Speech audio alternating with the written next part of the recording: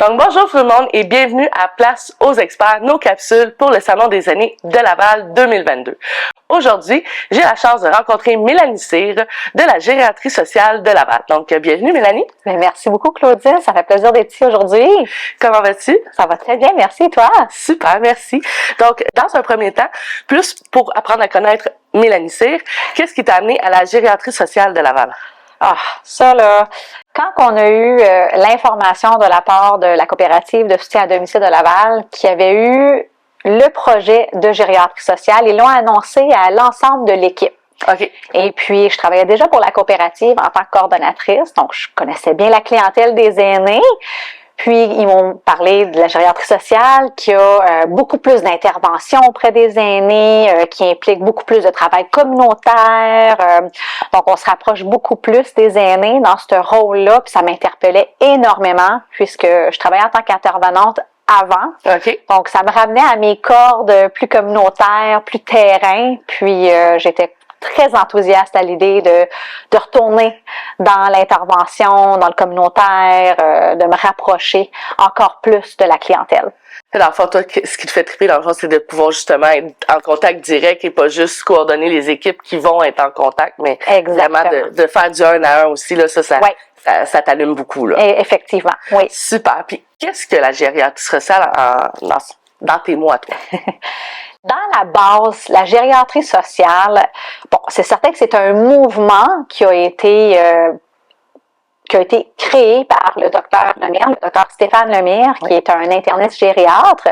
Et puis, ce qu'il voulait, tu sais, au plus profond de lui-même, ce qu'il voulait, c'est d'être capable de rejoindre les aînés, mais dans leur propre domicile, Okay. dans la communauté. Donc, de se rapprocher des aînés, puis de travailler en bienveillance pour promouvoir le vieillissement en santé, le maintien à domicile. Puis, il voulait faire ça en mobilisant les gens qui entourent les aînés. Non seulement les aînés eux-mêmes, pour leur donner le pouvoir d'agir sur leur propre santé, sur leur propre maintien à domicile, mais d'être capable de vraiment se rapprocher d'eux en formant des gens qui côtoient les aînés dans leur quotidien, à être aptes à faire la différence entre le vieillissement normal puis le vieillissement anormal.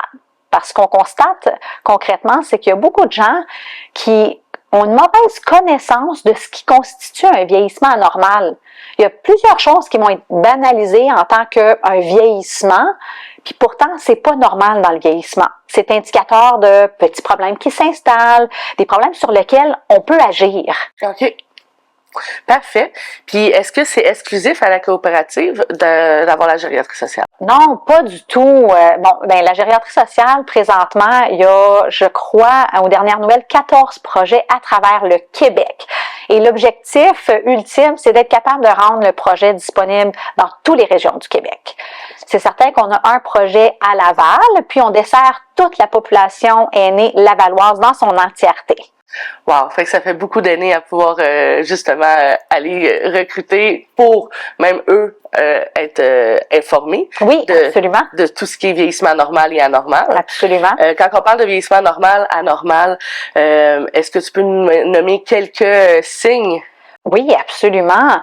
Un exemple très concret qui est normalisé non seulement par les publicités, mais l'incontinence. Ouais. Ce n'est pas parce qu'on vieillit qu'on va subir de l'incontinence. C'est plutôt parce qu'il y a un problème sous-jacent qui cause l'incontinence. Ce n'est pas parce qu'on va vieillir qu'on va en subir.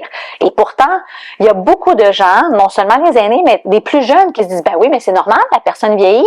Non. Non, c'est ça. Ben, justement, tu sais, dans nos capsules, on rappelle tout le temps que c'est pas une maladie, mais un symptôme. Oui. Donc, si c'est un symptôme, ben, c'est parce qu'il y a quelque chose d'autre qui se cache derrière tout ça.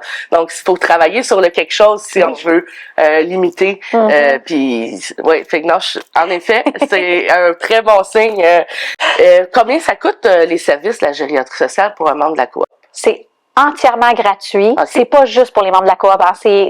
On siège dans les bureaux de la coopérative, puis c'est certain qu'on a un contact privilégié avec tous les membres de la coopérative compte tenu le fait qu'on a formé tous les préposés d'aide à domicile, tous les employés de la coopérative ont été formés pour devenir sentinelles. OK. Ça, c'est l'autre volet de la gériatrie sociale. Donc, on a tout le contact direct avec les aînés, mais on a aussi tout le volet formation de sentinelles qui font partie d'une communauté bienveillante autour des aînés. Donc, ces gens-là, qu'ils soient préposés à domicile, qu'ils soient les aînés eux-mêmes, sont formés pour justement faire la différence entre le vieillissement normal et anormal. Puis quand on se doute d'un vieillissement anormal, ben, on nomme notre préoccupation. Puis de cette façon-là, on est capable d'orienter la personne, s'il le veut bien, vers des ressources ou des pistes à explorer pour mieux comprendre qu'est-ce qui fait en sorte que possiblement tu es en train de subir un vieillissement anormal. Puis quand on parle de sentinelle, il y a une formation qui est donnée. Qui peut faire cette formation-là? Tout le monde. Puis honnêtement, je pense que c'est ça qui fait la force de la collectivité et de la communauté bienveillante de la gériatrie sociale. Plus on forme les gens, toute personne, les petits-enfants, les intervenants communautaires, les bénévoles des organismes communautaires, les préposés d'aide à domicile, les proches des proches aidants, les proches aidants, les aînés eux-mêmes, parce que le matériel... Oui, entre eux. Ils habitent des fois dans une coopérative, dans des résidences. Entre eux, ils peuvent même dire « Hey, ça, c'est pas normal » ou... Puis même pour soi-même, oui, de devenir un détective de notre propre santé, ça nous redonne un pouvoir d'agir, ça nous redonne de l'autonomie, d'être capable de se dire « Hey, ben, sais-tu quoi? Je pense que peut-être que ça, c'est pas normal. Je vais appeler mon médecin de famille pour y en parler ou je vais appeler mon pharmacien. J'ai un petit questionnement à savoir si c'est normal ou pas normal. » Donc, de développer des réflexes pour être capable de continuer à vieillir en santé. Puis surtout qu'on pense là, d'aller consulter le médecin, on dirait que c'est comme toujours un peu encore aujourd'hui tabou de dire je vais-tu consulter mon médecin pour ça? Est-ce que c'est une question légitime? Oui. T'sais, mais dans le fond, il n'y a jamais de mauvaise question, là, tu sais, fait que, puis de se soucier de sa santé fait en sorte que, justement, ça nous donne encore plus de qualité de vie par la suite. Là. Exactement. Puis, si j'ai un proche qui vit à l'extérieur de Laval, est-ce que vous pouvez quand même l'accompagner? Bon, je vous dirais que c'est certain que on est juste 4 navigatrices dans le projet de gériatrie sociale, puis on a une grosse population aînée lavalloise. Ceci dit, j'ai déjà eu à, mettons, orienter des proches à l'extérieur. S'il y a un projet de gériatrie sociale formidable, je vais les orienter vers le projet de gériatrie sociale dans ce territoire-là. Quand il n'y en a pas, c'est certain que les navigatrices ont des connaissances de base sur des services un peu plus générales ou régionales ou nationales. Ouais. Donc, ces ressources-là sont faciles à donner puis à recommander. Mais les particularités de chaque région, c'est certain qu'on n'a pas les capacités ni les aptitudes à orienter compte tenu du fait qu'on ne travaille pas dans ce territoire-là. Mais on peut donner des pistes à explorer minimalement. Et dans le fond, ce que j'entends, c'est que ce que vous pourriez faire, c'est par exemple le référer au CLSC parce que le CLSC, c'est un peu plus régional. Vous pourriez le référer à justement d'aller voir son médecin ou des choses comme ça. Exactement. Mais vous ne direz pas d'aller voir tel ou tel organisme parce que vu que c'est pas votre secteur, vous connaissez pas nécessairement le côté plus précis ou spécifique de la région. Oui, notre expertise se met vraiment sur le territoire lavallois. Donc, oui. On connaît tous les différents organismes qui offrent la popote roulante, on les connaît, les organismes qui ont des appels d'amitié, on les connaît. Tout ce qui gravite autour des aînés à Laval, on les connaît bien. Ceci dit, ce qui gravite autour des aînés dans les autres régions à l'extérieur de Laval, ça fait pas partie de notre créneau de spécialité. Mais sinon, dans le cas des cas, vous référez à un volet gériatrie sociale de la région, puis la personne se situe. Exactement. Super. Et si on veut participer à votre mission, qu'est-ce qu'on peut faire? Plusieurs façons de participer à la mission. Vous pouvez, dans un premier lieu, faire le choix de suivre la formation Sentinelle en gériatrie sociale. On forme régulièrement des groupes de gens, soit dans les résidences. Donc, si vous êtes un résident d'une résidence puis vous aimeriez rendre cette formation disponible à l'ensemble de la résidence, vous pouvez communiquer avec nous. Si vous habitez dans une coopérative d'habitation, on peut aller faire une formation sur place. On fait aussi des formations sur Zoom pour les gens qui seraient peut-être immunosupprimés puis qui ne voudraient pas avoir trop de contact avec d'autres gens. Donc, on rend la formation disponible de plusieurs différentes façons. Puis, on peut aussi s'organiser à jumeler des groupes. Donc, si ce sont des gens indépendants dans leur domicile qui aimeraient se joindre à des différents groupes pour suivre une formation, c'est une façon de faire partie de la communauté bienveillante, que ça soit pour soi-même ou pour notre entourage. T'sais, on a tous des grands-parents, des oncles, des matantes, des parents. Donc, c'est profitable pour toute personne. Puis tout le monde vieillit. Hein? Oui, oui, effectivement. C'est quelque chose qui ne changera pas. Tout le monde vieillit. Oui. Fait que même si c'est pas pour maintenant, ça peut être pour plus tard. Absolument. Puis je pense que ça reste quand même qu'on vieillit tous d'une certaine façon, mais que ces signes-là s'adaptent vraiment à tout le monde. Absolument. Parfait. Puis, quand tu dis que on peut justement, exemple les coopératives, exemple il y a un comité de milieu de vie ou un comité des usagers, fait qu'eux, s'ils veulent intégrer ça à leur milieu de vie, ça c'est quelque chose de possible. Absolument. Puis, est-ce que présentement vous avez un calendrier pour ceux exemples qui sont à domicile? Est-ce que vous avez un calendrier déjà fait qui peuvent s'inscrire? Pas pour le moment. On travaille précisément sur ce volet-là en ce moment. Donc, on a des dates de prévues parce qu'on essaie présentement de cibler certaines résidences, certaines coopératives d'habitation avec lesquelles on a déjà des points de contact ou de l'intérêt.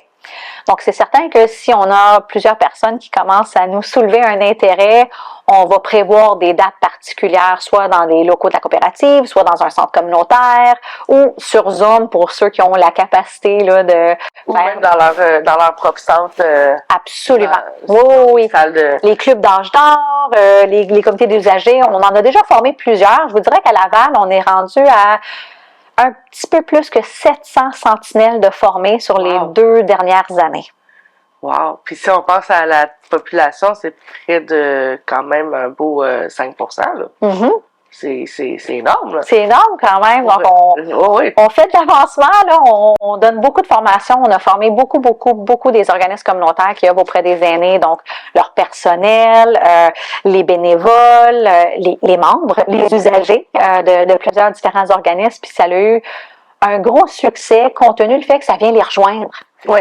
C'est un matériel qui est utile pour toute personne, peu importe leur âge, mais particulièrement pour les aînés parce que ça vient démystifier certaines choses. Ça vient les rassurer, ça vient leur donner des outils supplémentaires pour prendre soin de leur propre autonomie et de leur propre bien-être et leur qualité de vie. Qu'est-ce qui en est ressorti le plus là, auprès de tes 700 sentinelles suite à la formation? Tu sais, souvent, on donne un formulaire de satisfaction, puis qu'est-ce qui en est ressorti le plus? C'est certain qu'on parle de des différentes catégories de gens. Donc, on a des gens qui travaillent auprès des aînés. Donc, je pense que ce que les gens retiennent de la formation va être différent selon la catégorie d'âge. Je vous dirais que les aînés qui ont suivi la formation, ils ont trouvé ça très pertinent et très concret. Donc, pour eux, ça leur donnait des pistes concrètes à explorer pour maintenir une bonne santé puis rester à domicile le plus longtemps possible.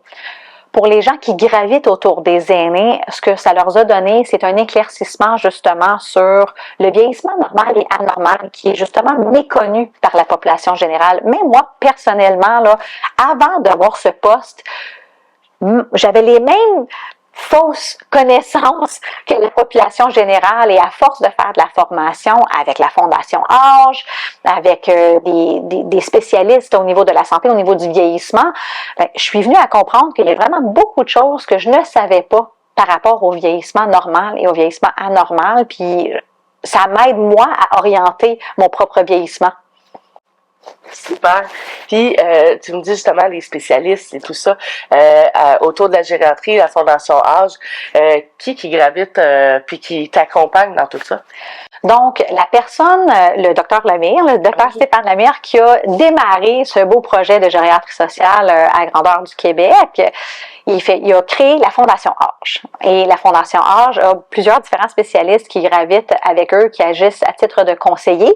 On a un ergothérapeute conseil, on a le docteur Lemire qui est un gériatre, on a Sylvie Lafrenière qui est une infirmière conseil. Ça fait, mon Dieu, je pense que ça fait 30 ans qu'elle pratique.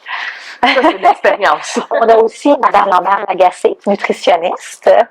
Ça aussi, ça vient. Oui. On parlait d'incontinence, là. C'est tellement, des fois, il faudrait peut-être couper l'eau gazeuse. Oui. Les irritants, oui, absolument. Ça, exactement. Oui. Fait que, non, fait que tu peux te référer à eux. Puis oui, ils sont là pour nous donner de la formation continue. Ils sont là aussi quand on a des dossiers particuliers. C'est certain qu'on travaille aussi étroitement avec le réseau de la santé.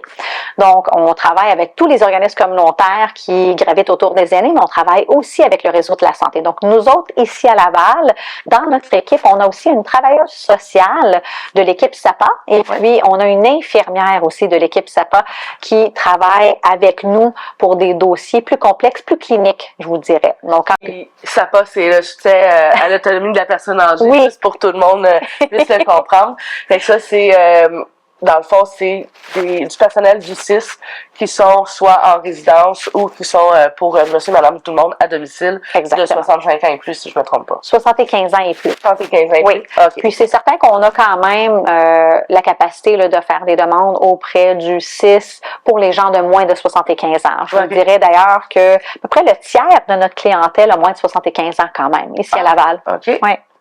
Quand même. Oui. Fait que c'est sûr que de pouvoir soulever justement le vieillissement normal dit anormal peut être quand même très bénéfique, sachant qu'il y a une population de 65 ans qui en ont besoin. Là. Oui, puis s'il y a bien une belle cible d'intervention, c'est plus tôt que plus tard. Oui, effectivement.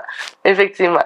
Quand on reste dans le volet prévention, vaut mieux tôt que tard. Exactement. Est-ce que la personne, là, quand vous la rencontrez au niveau de son intimité, lors des échanges, confidentialité, comment que ça se passe?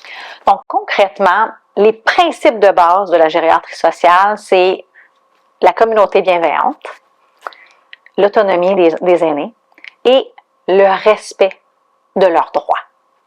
Donc, on ne va jamais intervenir auprès de quelqu'un sans leur consentement. Fait un proche aidant qui arrive et dit mon parent il aura besoin, puis si le parent lui dit non, on va aider le proche aidant. OK. On va aider le proche aidant, mais on ne peut pas aller aider l'aîné qui refuse l'aide. Le principe de base, c'est le respect de l'autonomie et des droits de la personne concernée. Ceci dit, dans le cadre de la gériatrie sociale, on accompagne toute sentinelle et toute personne qui aimerait aider un aîné. Donc, si on n'a pas le consentement la première fois, on peut travailler avec la personne à l'obtenir. Qu'est-ce qu'on peut faire pour optimiser les chances d'avoir une réception d'aide? Puis, des fois, l'aide qu'on va apporter, justement, ça va être via l'entourage. Donc, même nos sentinelles, des fois, la première fois, ils vont venir nous voir et nous dire, bon, ben, j'ai décerné des enjeux. Je suis inquiète pour cette personne-là. Je trouve qu'elle fait souvent des chutes à domicile. Elle avait une plaie à la tête. Je lui ai demandé si elle accepterait qu'une navigatrice du projet de gériatrie sociale l'appelle. Elle a refusé. On va respecter le refus de cette personne. Mais à travers ce lien de confiance-là qui s'installe avec la préposée qui va à domicile, elle peut lui en reparler. C'est pas parce qu'on a un refus une première fois qu'on peut pas continuer à explorer avec la personne, à la rassurer. Qu'est-ce qui vous fait peur de recevoir un appel? Est-ce qu'il y a quelque chose qui vous inquiète? Peut-être que la personne a peur que le fait de parler des chutes à domicile va faire en sorte qu'il va y avoir une relocalisation. Oui. C'est peut-être ça la plus grosse peur de la personne, donc elle refuse toute aide en pensant que quelqu'un pourrait les relocaliser contre leur gré. Oui. Dans les faits, c'est excessivement difficile. Oui, il faut un consentement là aussi. Exactement. Il faut un consentement libre et éclairé. Oui. Donc, de rassurer la personne sur le fait que, ou des fois, les gens ils pensent qu'il va y avoir des coûts, ou s'ils vont refuser de l'aide pensant que ça va leur coûter quelque chose. Mais de retourner et de dire, savez-vous, c'est gratuit. Ça coûte absolument rien. Elle peut venir à domicile. Des fois, ils sont inquiets du déplacement. Est-ce que je vais devoir aller à quelque part? Je suis pas capable de me déplacer. Donc, de savoir qu'on vient à domicile, qu'on peut se rapprocher de la personne pour leur apporter et évaluer avec eux quels sont leurs besoins. Et les questionner tout au long, puis d'instaurer le lien de confiance peut justement amener plus facilement le consentement, puis d'accepter l'aide par la suite. Oui. Puis, à chaque fois qu'on veut faire des interventions pour justement répondre aux besoins de la personne, on va demander les consentements aussi. Aimeriez-vous appeler votre médecin vous-même? Aimeriez-vous appeler votre pharmacie vous-même? Aimeriez-vous que je vous accompagne dans cet appel? Aimeriez-vous que j'appelle le pharmacien?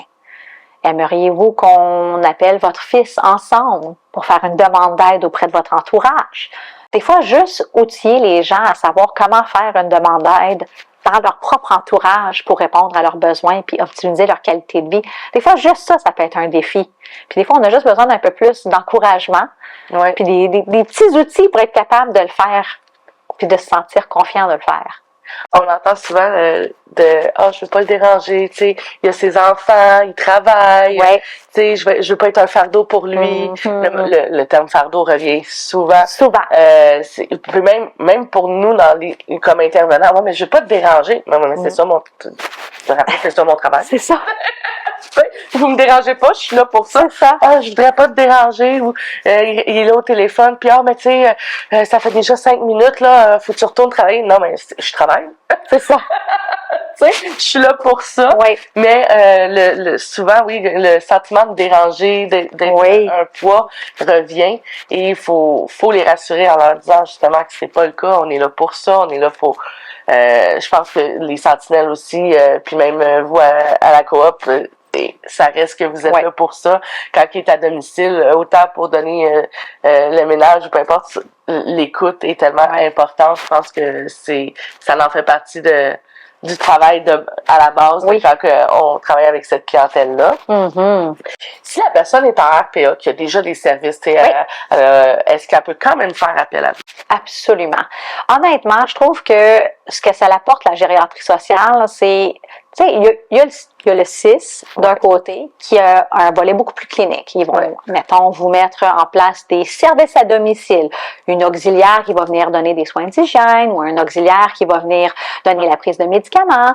Mais c'est vrai que nous autres, à la gériatrie sociale, c'est pas ce qu'on va faire. On a quand même des limites dans notre mandat, mais on fait beaucoup de conscientisation autour de la santé.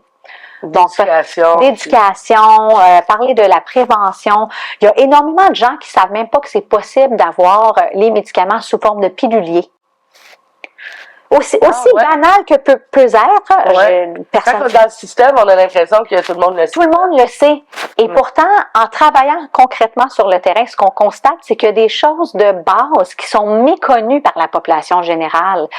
Un exemple très concret là, et simple, j'ai récemment fait une visite à domicile avec une dame qui a reçu son renouvellement de carte d'assurance maladie. Et dans le renouvellement, il y a une question par rapport au voyage à l'extérieur du pays. Donc, si on a passé plus que 6 mois à l'extérieur du pays, bon, il faut répondre à la question de manière honnête. Le fait que cette personne avait été dans son pays d'origine pendant 3 mois, elle s'est sentie ciblée. Elle s'est dit, mais pourquoi il me pose cette question? Pourquoi il veut savoir si j'ai quitté le pays pendant X nombre de temps? Mais de lui expliquer que c'est une question qui est posée à toute personne pour leur renouvellement de base parce que ça... Elle pensait que c'était typique à son formulaire à elle. À son formulaire à elle. Elle pensait que parce qu'elle avait voyagé, le gouvernement lui posait cette question. Mais pourtant, puis ça faisait en sorte qu'elle n'avait pas rempli son formulaire parce qu'elle était figée par cette question. Elle n'avait pas passé plus de 6 mois à l'extérieur du pays, mais elle aurait pu passer à côté de faire son renouvellement à temps en raison du manque de compréhension de la question. Donc, sachant aussi qu'elle s'adresse à tout le monde. C'est ça. Donc, juste de lui dire, elle dit, ok, je vais le remplir aujourd'hui, je vais l'envoyer aujourd'hui. Puis, elle ne voulait pas déranger quelqu'un pour poser la question. Donc, en plus des services, justement, toute la communauté lavalloise, vous avez vraiment un accompagnement avec plusieurs sentinelles qui sont là aussi pour détecter. Ils font des appels à vous. Ils vous réfèrent, en fait, des gens qui peuvent vivre des problématiques. On va chercher, bien sûr, le consentement avant d'intervenir auprès d'eux. C'est un super beau projet, honnêtement. Je pense que ça apporte vraiment un plus dans la communauté, autant pour les jeunes que les moins jeunes. Je pense que ça nous permet aussi d'en apprendre davantage sur le vieillissement, mais de pouvoir justement accompagner nos proches plus facilement. Et moi, ce que j'ai aimé, parce que bien sûr, j'ai suivi la formation, ce que j'ai aimé le plus, c'est comme tu dis, le côté concret, mais vraiment de verbaliser de manière familiale. C'est très familier, les termes. C'est très facile à comprendre, c'est très facile à mémoriser aussi. Fait que je pense que c'est tellement fait pour monsieur, madame, tout le monde. T'as pas besoin d'un bac là, pour comprendre ça. C'est vraiment là comme friendly user. Oui. Je sais pas comment dire en français, là, mais tu sais, c'est vraiment facile d'accès. Mis à part que, par exemple, mon parent a appelé le CLSC, qui a fait appel, qu'est-ce qui fait que je pourrais vous appeler en plus d'avoir appelé le CLSC, par exemple? Moi, je recommande toujours, en fait, de faire, moi, je vous dirais de faire les deux. OK. Parce que des fois, les gens vont faire des demandes au CLSC, puis les demandes ne sont pas toujours formulées dans un langage qui est compris par le réseau de la santé. OK. Donc, il y a des nuances qui vont faire, mettons, basculer la priorité de la demande. Je vais vous donner un exemple concret qu'on a vécu sur le terrain. J'avais une usagère qui avait appelé le CLSC, puis elle avait fait une demande pour un travailleur social, et la raison pour laquelle elle avait fait cette demande-là, c'était pour parler. Vous comprendrez que le réseau de la santé qui reçoit cette demande ne voit pas pourquoi attitrer une travailleuse sociale à quelqu'un qui a simplement besoin de parler. Ouais. Ce qui n'avait pas été nommé, c'est que c'était une personne qui habitait seule, qui avait vécu de la violence de la part d'un proche, qui avait besoin d'encadrement pour son maintien à domicile, qui vivait des moments plus difficiles financièrement. Donc, c'était beaucoup de choses qui n'avaient pas été nommées. Et donc, des fois, quand on nomme seulement la pointe du iceberg, oui, le besoin est mal évalué. En effet. C'est certain que le réseau va faire un appel, ils vont poser certaines questions de plus. Mais de nommer, par exemple, la formation Sentinelle, ce que ça l'apporte, on parle d'un outil qui s'appelle le ENEAD+. Ce sont des acronymes qui parlent des différents domaines de la santé qui sont à surveiller davantage, parce qu'ils ont un grand impact sur notre qualité de vie puis sur notre vieillissement. En sachant cette information-là, on peut les donner, ces informations-là, auprès du réseau de la santé. Donc, une fois qu'on les connaît, ces domaines-là, on peut porter une attention plus particulière. Donc, si on appelle le réseau de la santé pour faire une demande de soutien à domicile, on devrait nommer que on a perdu du poids dans les derniers 10 mois, par exemple, ou qu'on fait des chutes occasionnelles. De nommer le fait qu'on fait des chutes à domicile, c'est important parce que c'est indicateur qu'on aurait besoin possiblement d'outils, il y a peut-être quelque chose d'autre à explorer, mais le soutien nécessaire est peut-être plus grand que qu'est-ce qu'on va nommer si on fait juste dire « j'ai besoin de l'aide avec mon épouse, elle aurait besoin des soins d'hygiène à domicile ». Est-ce qu'il y a d'autres enjeux qui peuvent contribuer à l'évaluation du réseau de la santé? Et c'est vraiment aussi dans la formulation. Puis même, je pense, tu sais, ça reste quand même que juste de faire un appel téléphonique, t'as pas nécessairement le réflexe de donner tout ton pedigree. Oui. Tu sais, tu te dis, ben, de toute façon, c'est pas à elle que je dois parler de ça, c'est à l'autre. Fait que pourquoi je donnerais tout ça?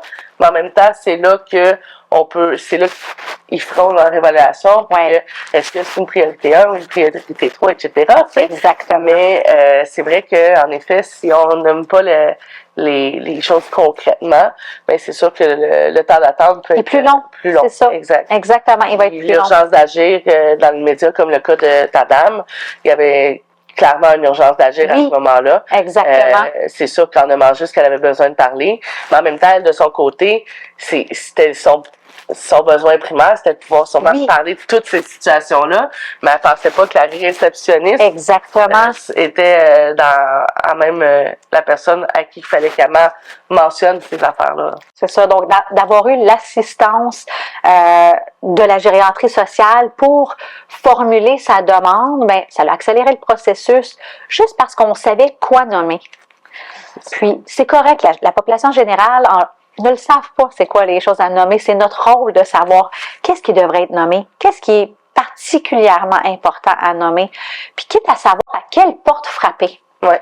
Il y a tellement de différentes voies d'accès, non seulement au réseau de la santé, mais même quand on parle de tous les différents organismes communautaires. Il y en a tellement.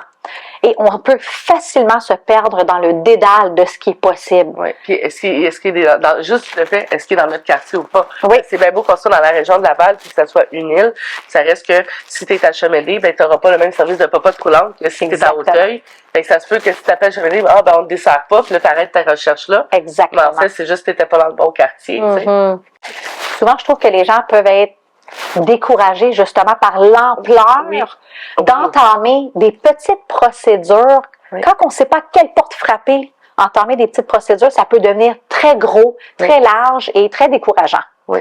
Donc, d'avoir quelqu'un qui est capable de nous dire, va frapper à cette porte-là. Oui, exact. Puis même, c'est un peu comme nous avec notre système de référencement, que ce qu'on fait souvent, c'est on va donner le nom.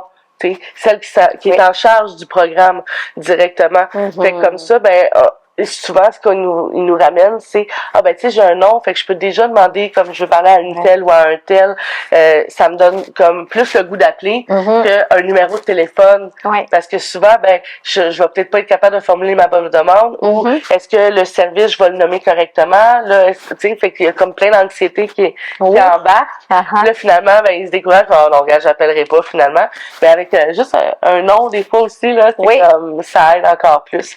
Puis, si les personnes veulent en apprendre davantage sur la gériatrie sociale, qu'est-ce qu'ils peuvent faire? Bon, ben c'est certain qu'il y a le site Internet de la Fondation. Donc, c'est assez simple. On va sur Google, Fondation Âge, puis ça va être la première chose qui va ressortir. Sinon, on peut aussi appeler à la coopérative au volet de la gériatrie sociale. C'est le 450-972-1313 au poste 247. Okay. Il y a une des navigatrices qui va être capable de répondre aux questions de la personne. Parfait. Donc, vous allez pouvoir retrouver aussi, pendant cette capsule, au bas de l'écran, le site Internet, le numéro de téléphone pour pouvoir les rejoindre.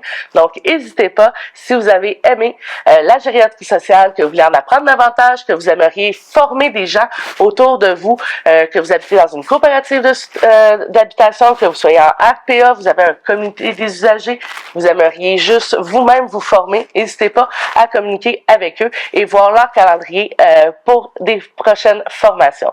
Donc, sur ce, je vous souhaite une super belle semaine et aussi un bon salon des aînés. À bientôt!